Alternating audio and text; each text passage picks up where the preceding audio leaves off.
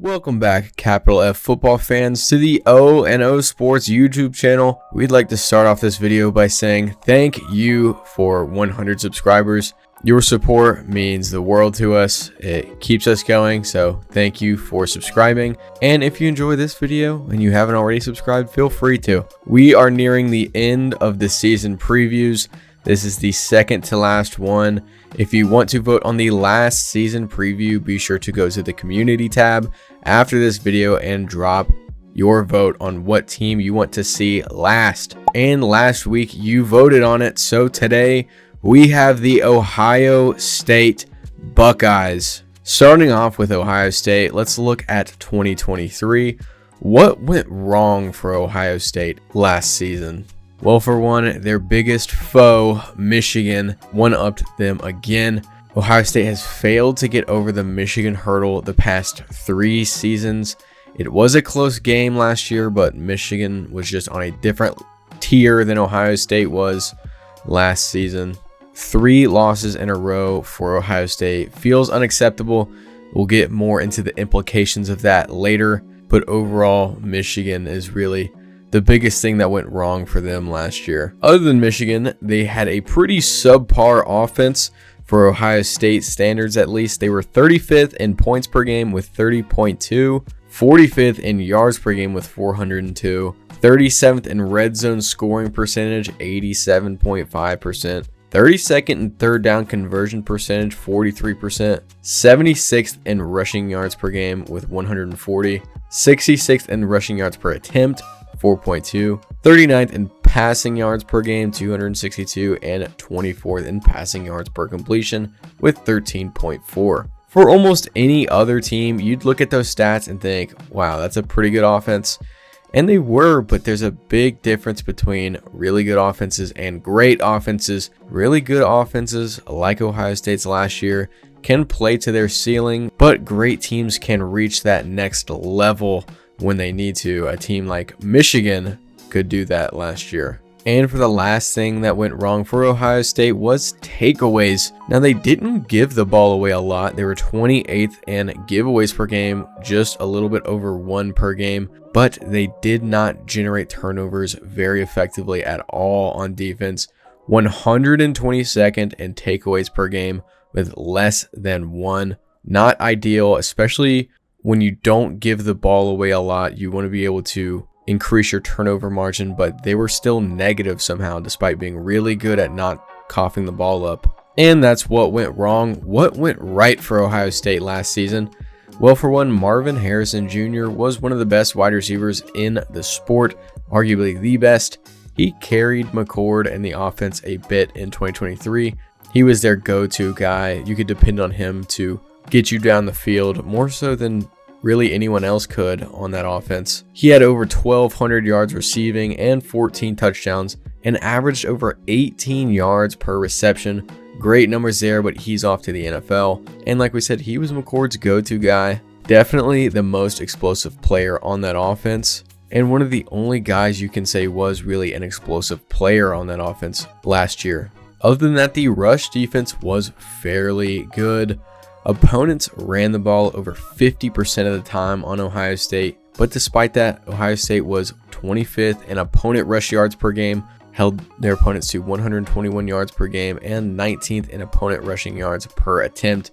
3.5, that's very good, especially for run-heavy teams like the Big Ten seem to be filled with last season. And likewise, the pass coverage was also very good. We would call them an elite pass coverage team, and they probably were, but most Big Ten teams weren't really heavy in the passing game last season, like we just talked about. A lot of them were very run heavy, which may have inflated these numbers a bit, but they were great regardless. They were second in opponent completion percentage, held their opponents to a 52% completion percentage on average, first in opponent pass yards per game, under 150, and second in opponent pass yards per completion, just under 10 yards per completion. And other than that, their specialists were also very good last year. Both punter Jesse Mirko and place kicker Jaden Fielding produced on a high level. Mirko averaged 43.5 yards per punt, 13 over 50 yards, 18 were down inside the 20, which was 36% of his total punts. Very good numbers there. And Jaden Fielding went 49 of 50 on extra points, 16 on 20, or 80% on field goals. Very reliable, both punter and kicker. Overall, very solid. And that's going to wrap up our 2023 recap. Let's start talking about 2024. To start off, Ohio State's schedule is going to start off at home versus Akron, at home versus Western Michigan, and then a bye week, at home versus Marshall, on the road versus Michigan State, at home versus Iowa, on the road versus Oregon, and then another bye week, at home versus Nebraska, on the road versus Penn State, at home versus Purdue, at a neutral site versus Northwestern, that's going to be Wrigley Field, at home versus Indiana, and at home versus Michigan. They're going to have 8 home games this year and a neutral site game, which is very preferable, but they have what will be most likely their 2 hardest games on the road in Oregon and Penn State, which isn't preferable. Anytime you can get 9 games on your schedule that aren't away games, you're probably going to be happy with that. But you picked 3 very interesting teams to choose for your away games. I'm sure they created the schedules a long time ago, but nonetheless, very difficult and very preferable all in the same schedule. Honestly, really looking forward to that Ohio State versus Penn State game this year. Both teams could be coming in undefeated to their matchup against each other, and it'll be the first November game at Beavers Stadium. Real game of the year potential there. Gonna be looking out for that come November. And for Ohio State's strengths, their first is going to be their roster. They are potentially the best overall roster in the country, definitely up there in the top 5. They really don't have any weak spots. They have amazing star talent at every level in guys like Will Howard, Quinshon Judkins and Travion Henderson, Emeka Egbuka, Jack Sawyer on the defensive line, Denzel Burke in the secondary, and adding a dynamic safety in Caleb Downs is huge, and they're going to have elite depth at all of those levels. Just overall great roster, and more specifically, a great offense, which is their second strength. Every level, like we said, on that unit is amazing. The wide receiver room returns guys like Egbuka and Carnell Tate, who are 2 massively talented receivers, and they add one of the best prospects ever in Jeremiah Smith, who comes in this year as a true freshman, should see the field immediately. That is how talented he is. The offensive line is also phenomenal. They return all Big Ten starters in Josh Fryer and Donovan Jackson, and they add standout center Seth McLaughlin from Alabama. And the biggest thing, in our opinion, is adding Will Howard. We think he is an upgrade from Kyle McCord in terms of pure upside, but having great weapons will only make him better. The quarterback room itself is also insanely deep. They return Devin Brown and Lincoln Kienholz, who didn't look great last year in their opportunities, but they get another year of development. If anything were to happen, I would imagine either of those guys are probably going to be respectable backups. And they bring in 2 very highly coveted prospects, Air Noland and Julian Sayin.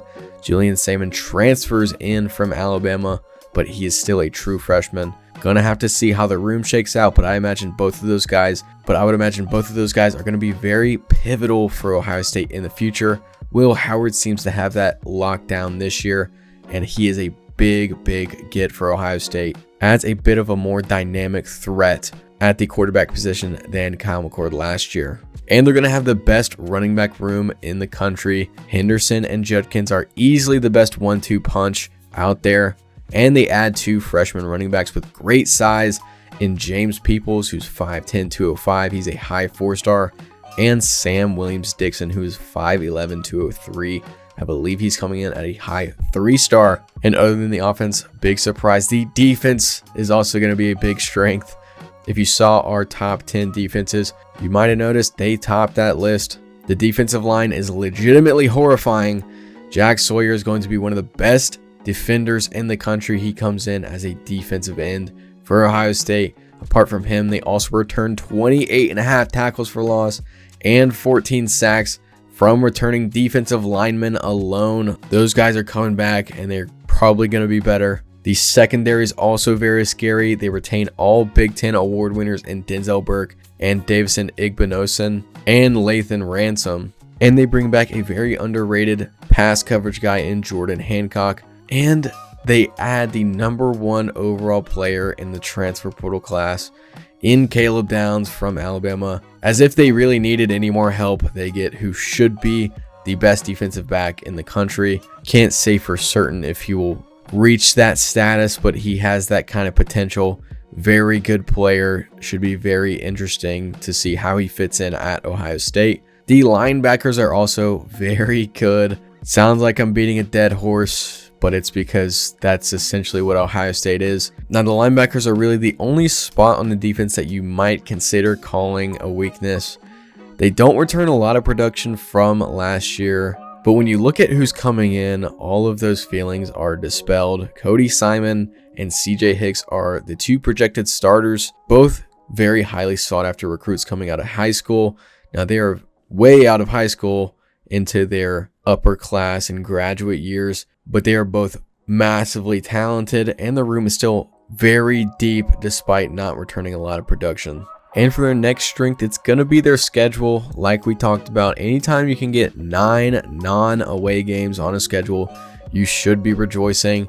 8 home games and a neutral site game is essentially 9 guaranteed wins for Ohio State. Going into Columbus is extremely difficult, and when you can get 9 of those games, it's going to help you out a lot in that win column. And their last strength is going to be their specialists. We talked about place kicker Jaden Fielding. He is returning, should be in for another solid season, and they bring in Anthony Vanieri from Buffalo to replace Jesse Mirko. At his time in Buffalo, Vanieri averaged 44 yards per punt, 12 over 50 yards, 17 inside the 20, and a 33% inside the 20 punt percentage.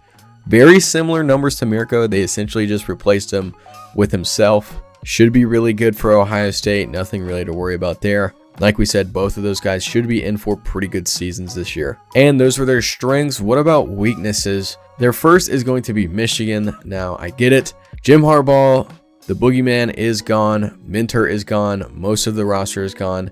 We've said that much on this channel already. But Ohio State has had a Michigan issue the past 3 years, and arguably in all of those years, Ohio State had a more talented roster than Michigan, yet they could not get the job done. And it could be now or never for Ryan Day. They need to beat Michigan, they need to win the Big Ten, and they need to go to the playoff this year. Probably more likely because the playoff is expanded, but we'll get more into Ryan Day a little bit later. And for their second weakness, it's going to be their schedule. Now, you might be thinking, hold on, it says that the schedule is a strength for Ohio State right there. It's literally on my screen. Is this some kind of typo? What are we doing here? And no, Ohio State's schedule is both its biggest strength and weakness this year, in our opinion. Not only do they have Oregon and Penn State on the road, their third away game is also intriguing because they'll be coming off 3 cupcakes, heading into East Lansing to face Michigan State. And if you're not aware, Michigan State just brought in Jonathan Smith. That's huge for them. Previously, he's brought Oregon State a lot of success and has upset some great teams at Oregon State. Plus, they're going to catch Ohio State in an interesting spot right before a game at home versus Iowa, and then the road game at Oregon. And if they don't prepare enough, they might catch Ohio State sleeping. Now, do we think that will happen? Probably not. But we're just trying to emphasize how important Ohio State's 3 true away games are for them this year. Their 2 toughest opponents, like we said, and then a team that could be dangerous. Won't really know what they look like. Gonna be very early on in the season. Could be dangerous for them. And that is it for the overview. Let's get into some predictions. And first, as always, some keys to success. Now, the first key to success is going to be copying Michigan. Now, if you're an Ohio State fan, I have to apologize for the blasphemy in this episode. You've had to hear the word Michigan a lot for an Ohio State season preview, and I get it, but Michigan is the biggest thing Ohio State has had to face the past 3 years. Obviously, their arch nemesis, but what's been keeping them back from a potential national championship. And speaking of a national championship, if you take a look back just one short off season ago, you'll see Michigan just laid out the blueprint for a national title winning Big Ten team. Ohio State's going to have a great offensive line, like Michigan, 2 great running backs, like Michigan, a versatile and poised quarterback, like Michigan, and a top 2 defense, like Michigan. If I'm Ryan Day, I'm taking a look at the signs and I'm stealing them. Take a page out of the Michigan playbook. They showed you how it's done. It was a hard pill to swallow last year, but this year's a different story. And I would say take advantage of it. Now, their next key to success is getting going quicker. That's a bit of a tongue twister, but Ohio State's offense was 54th in first half points at 14.4 in the first half last year. And they were 64th in first quarter points at 5.6. Not the biggest deal in the world, but if you're a field goal higher in each of those, you're in the top 25 and you're instantly a more high-powered offense. That's one field goal. And when the margin of error is as small as it is in the Big Ten, you can't afford to start off slow like they did at times last season. And for their third key to success, it's going to be generating turnovers. And likewise to starting off slow. In the Big Ten, you're not going to get away with averaging less than one takeaway per game. You're going to have teams like Penn State, Iowa, Michigan, teams that generate a lot of turnovers, upwards of 2 per game. And when the rest of the conference is going to be in the 1 to 1.5 range, you can't afford to be the runt of the litter in that area. If you lose the turnover battle on average every game, you're not going to have a lot of success. And those were the keys to success. Let's talk about the final grades for Ohio State. And it is a doozy. The offense is coming out to a 96.5. One of the top offenses in the country this year. Like we said in our top 10 offenses video, they're going to be great.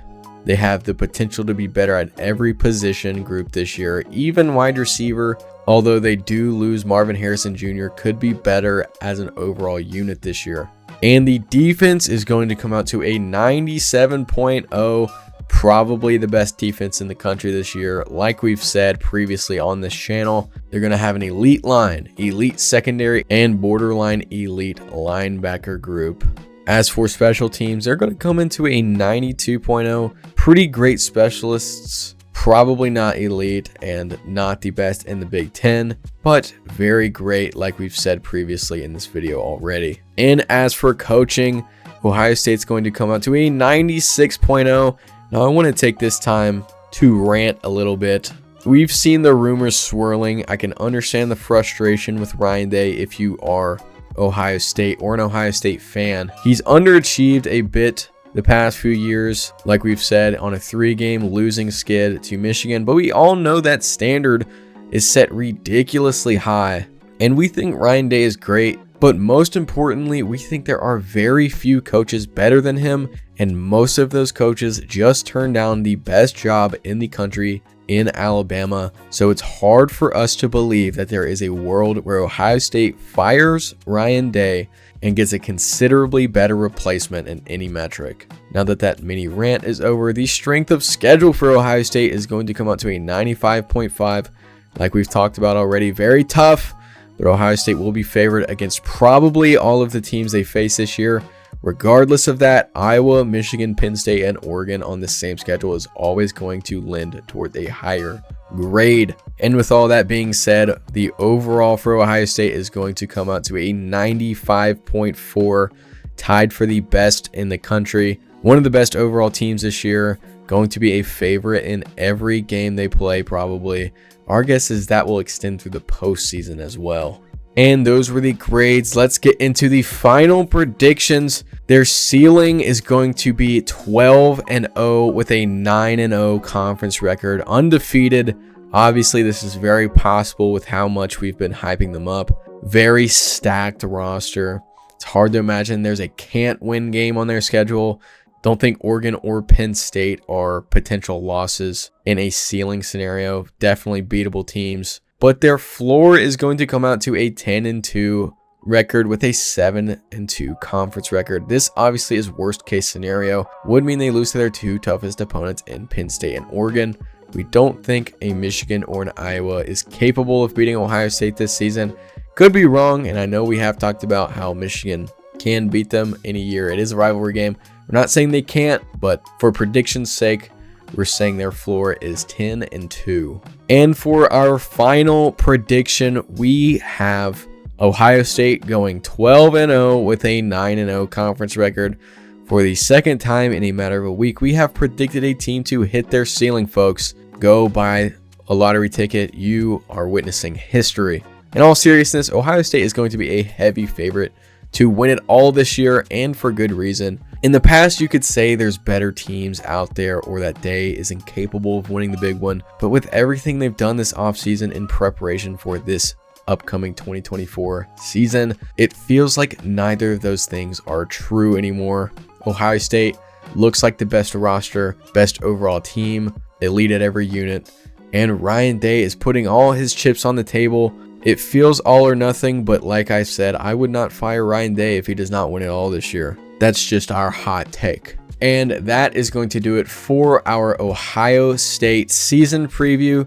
If you enjoyed it, be sure to like and subscribe to see our upcoming uploads. We have conference predictions coming very soon. Stay tuned for that. And as for the last season preview, be sure to go and vote in the community tab of this channel. And as always, be sure to share this video if you enjoyed it, and we will see you in the next video.